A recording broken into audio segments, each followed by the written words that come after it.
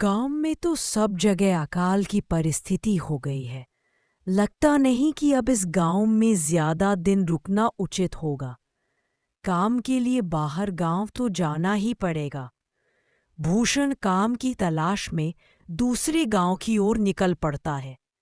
चलते चलते वह विजयपुर गांव में आ जाता है। वहां उसका रहने का कोई ठिकाना नहीं था और उसके पास कोई काम भी नहीं था। चलते चलते वह एक अमीर किसान जगत सेठ के पास आ पहुंचता है। सेठ जी, मैं भूषण दूसरे गांव से आया हूं। हमारे गांव में अकाल की परिस्थिति हो गई है। लोगों के खेत सूखे पड़े हैं। गांव में बूंद बूंद पानी के लिए लोग तरस रहे हैं। अगर मुझे आपके पास कुछ काम मिल जाएगा तो बहुत कृपा होगी बड़े भाई। अरे रे रे, लगता है तुम्हारी हालत बहुत खस्ता हो गई है। ठीक है, वैसे मेरे पास एक काम तो है, पर लगता नहीं कि तुम वो कर पाओगे। सेठ जी, आप चिंता ना करें। मुझे आप कोई भी काम दे सकते हैं। मैं वह काम पूरी मेहनत और ईमानदारी से करूंगा। अच्छा ठीक है भूषण, तो कान खोलकर सुन लो। मेरे पास 50 गाय और 50 भैंस है। तुम्हें हर रोज उन जानवरों का गोबर निकालना होगा और रोज सुबह महीने के आखिर में तुम्हें इस काम के लिए 200 मिलेंगे। और हाँ, 2 वक्त का खाना भी हमारी तरफ से मुफ्त दिया जाएगा। बोलो, क्या तुम ये काम कर पाओगे? अरे बाप रे, 50 गाय और भैंसों को संभालना आसान काम नहीं है। पर अब मैं कुछ कर भी तो नहीं सकता, और ऊपर से सेठ जी 2 वक्त का खाना भी दे रहे हैं। ठीक है सेठ जी, मैं ये काम कर लूंगा, पर एक विनती है। हाँ बोलो भूषण, क्या बात है सेठ जी? अगर आपको समस्या ना हो तो क्या मैं आपकी गायों के साथ गौशाला में रह सकता हूँ? सेठ जी, मैं इस गांव में नया हूँ। मेरा रहने का कोई ठिकाना नहीं है। जग्गा सेठ थोड़ी देर तक सोचता है और भूषण को ऊपर से नीचे तक देखने के बाद उससे कहता है, ठीक है भूषण, तुम गौशाला में रह सकते हो। जी धन्यवाद सेठ जी। तब से भूषण गौशाला में रहकर अपना काम करने लगता है। वह रोज जल्दी उठकर गाय और भैंसों का गोबर निकालता, उन्हें चारा डालता और समय पर पानी भी पिलाता था। हर रोज भूषण अपना काम ईमानदारी और पूरी मेहनत से करता था। जगत सेठ को भी भूषण का काम बहुत पसंद आने लगा, क्योंकि वह अपना काम सफाई से करता था। एक दिन जगत सेठ भूषण को बुलाकर उससे बोलता है, भूषण, मुझे तुम्हारा काम बहुत पसंद आया है। तुम गाय और भैंसों का अच्छा ख्याल रख रहे हो। इसलिए दूध की गुणवत्ता भी बढ़ गई है और गाय पहले से ज्यादा दूध भी दे रही हैं। इसलिए मैं आज से तुम्हारी तनख्वाह बढ़ाकर पूरे 400 रुपए कर रहा हूँ। आपका बहुत बहुत धन्यवाद सेठ जी। कुछ दिन ऐसे ही बीतने लगते हैं।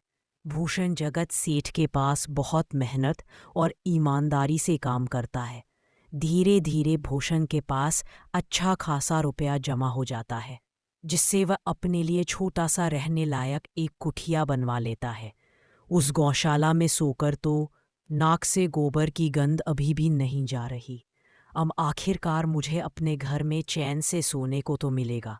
तब से भूषण जगत सेठ के पास गौशाला में काम करने आता और 2 वक्त का खाना खाकर अपने घर सोने के लिए चला जाता था।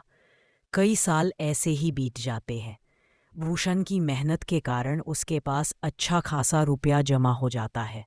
एक दिन भूषण जगत सेठ से बोलता है, सेठ जी, आजकल गांव में चोरी की समस्या बहुत बढ़ गई है और मेरे पास कुछ रुपए भी जमा है जो मैंने अपने घर में रखे हुए हैं, पर मुझे इन पैसों की चोरी की चिंता हो रही है।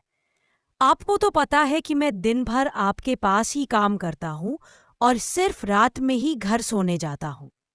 इसलिए मुझे रोज उन पैसों की चोरी की चिंता सताती है।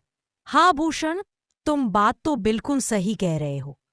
आए दिन गांव में नए नए चोरी के किस्से सामने आ रहे हैं और दिन भर तो तुम्हारा घर खाली ही रहता है, तो चोरी होने की संभावना तो जरूर है। जगत सेठ थोड़ी देर सोचता है और फिर भूषण से कहता है, देखो भूषण, ऐसे समय में तो गाओ। मैं एक ही जगह है जहां पर तुम्हारा धन सुरक्षित रह सकता है, और वो है जमींदार का घर। क्या जमींदार का घर? हाँ भूषण, इस गांव के जमींदार बहुत ईमानदार और दयालु है। ऐसा मैंने कुछ लोगों से सुना है, और उनके घर पर बहुत सारे पहरेदार भी हैं, तो चोरी होने की संभावना बहुत कम है। तुम अपने पैसे उनके पास रख सकते हो। अच्छा, ऐसा है क्या सेठ जी? ठीक है, फिर आज ही मैं जमींदार जी से मिलकर बात करता हूँ। उस दिन भूषण जमींदार जी के घर उनसे बात करने जाता है। एटू रुको, कहाँ अंदर आए जा रहे हो? वहीं रुक जाओ। जी जी, मुझे जमींदार जी से मिलना है। मुझे उनसे कुछ काम है। क्या काम है तुमको उनसे? मुझे जरा बताओ।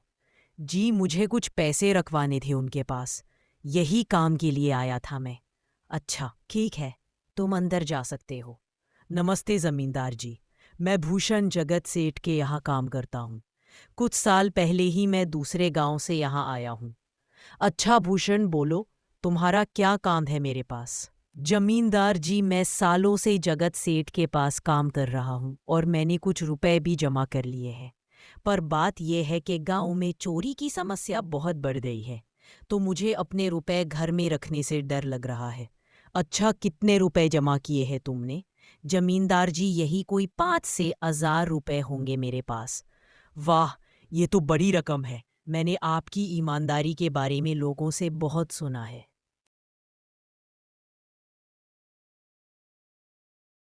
इसलिए मैं अपनी रकम आपके पास कुछ वक्त के लिए रखने आया हूँ।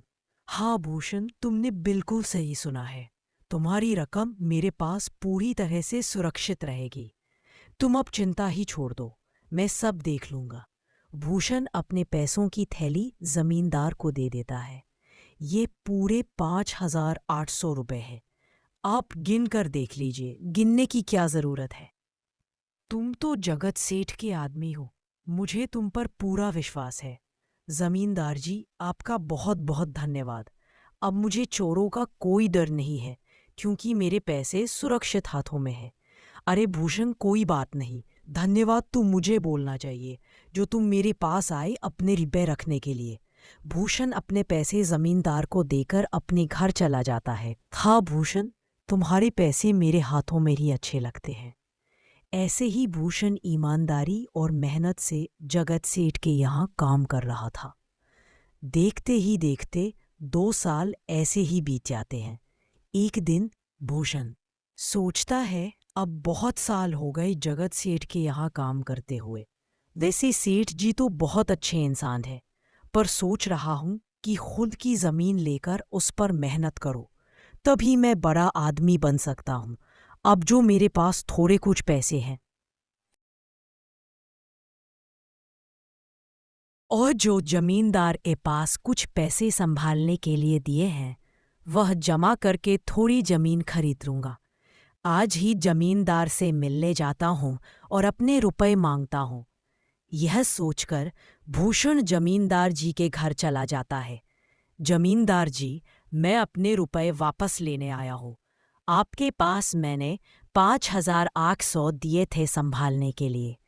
अरे भाई साहब, मैंने पहचाना नहीं आपको। वैसे कौन हो आप? अरे जमींदार जी, मैं भूषण हूँ। पिछले साल मैंने आपको पैसे संभालने के लिए दिए थे, याद आया कुछ? अरे भाई साहब, मेरे पास कितने सारे लोग आते जाते हैं पैसे रखने के लिए, और सभी के साथ मेरा अच्छा व्यवहार होता है। वैसे आपके पास कोई कागजात है क्या? क्योंकि मैं हर व्यक्ति से कागज पर ही व्यवहार करता हूँ। किसने कितने पैसे दिए, किसके कितने पैसे रखे हैं, सबका व्यवहार रहता है मेरे पास। जमींदार जी, यह आप क्या बात कर रहे हैं? आपकी ईमानदारी देखकर ही मैंने आपको पैसे दिए थे संभालने के लिए, और आप अब ऐसी बातें कर रहे हैं। कृपया करके मेरे पैसे मुझे वापस कीजिए। हाँ भूषण, मैं ईमानदारी से ही काम करता हूँ, इसलिए तो तुमसे मैं डॉक्यूमेंट्स मांग रहा हूँ। क्या तुम्हें पता नहीं, जब तुम किसी से पैसों का व्यवहार करते हो तो तुम्हें एसटी पेपर पर लिखकर देना पड़ता है। तुम किसी से भी पूछ सकते हो। नहीं जमींदार जी, मैं आपके पैर पड़ता हूँ, कृपया करके मेरे रुपए मुझे दे दीजिए। बड़ी मेहनत से मैंने वो पैसे जमा किए थे। मुझ पर ऐसा अन्याय न